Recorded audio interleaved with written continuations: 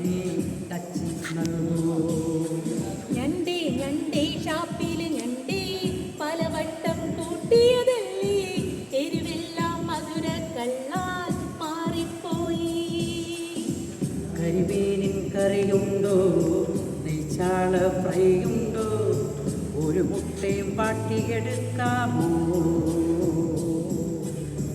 കരിമീൻ കറി തൂവിപ്പോയി, നെയ്ച്ചാളകൾ മണ്ണിൽ പോയി, മൺചട്ടിയിൽ ഇന്ന് സ്പെഷ്യൽ കോഴി. കോഴി കോഴി കോഴി കോഴി കോഴി കോഴി കോഴി കോഴി കോഴി കോഴി കോഴി കോഴി കോഴി കോഴി കോഴി